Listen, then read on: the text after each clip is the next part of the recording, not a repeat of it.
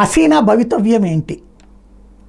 వాస్తవంగా అక్కడ ఉన్నటువంటి సైనిక పాలకులు 45 నిమిషాల్లో దేశం విడిచిపోమన్నారు. ఆవిడ ఏంటంటే జాతిని ఉద్దేశించి ప్రసంగించి వద్దాం అనుకుంటే లేదు నువ్వు ఇమ్మీడియట్గా వెళ్ళిపోమన్నారు. ఆవిడ వెంటనే వాళ్ళ విమానంలోనే వచ్చేసింది ఇండియాకి. ఇండియాలో మనం స్వాగతం పలికాం, అక్కడ కూర్చోబెట్టి ఆవిడకి అక్కడే ఒక శిబిరం ఏర్పాటు చేసాం. ఆవిడ ప్రస్తుతం ఉంది.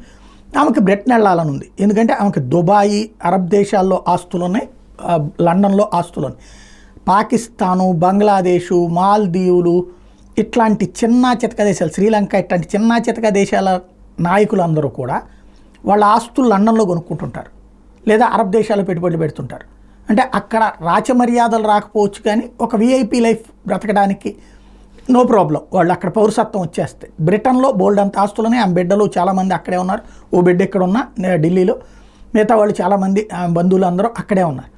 ఇప్పుడు బ్రిటన్ ప్రభుత్వం ఆమెను రాణిస్తుందా? యాక్చువల్గా అయితే ఇదివరకు ఏదైతే ఇప్పుడున్న లేబర్ పార్టీ కాకుండా అటు పక్కన ఈ ఋషి సోనక్ పార్టీ ఉండుంటే కనుక ఈ పార్టీకే డైరెక్ట్గా అక్కడికే వెళ్ళిపోయి ఉండేది. కానీ ఇప్పుడు లేబర్ పార్టీ వచ్చేటప్పటికి చైనాకి అనుకూలం, అట్లాగే పాకిస్తాన్కి అనుకూలం. చైనా పాకిస్తాన్లకి ఈవిడ వ్యతిరేకం కాబట్టి ఆవిడని ఇంతవరకు ఏమీ తేల్చల వాళ్ళు. దాంతో ఆమె ఇండియాలోనే ఉండిపోయింది.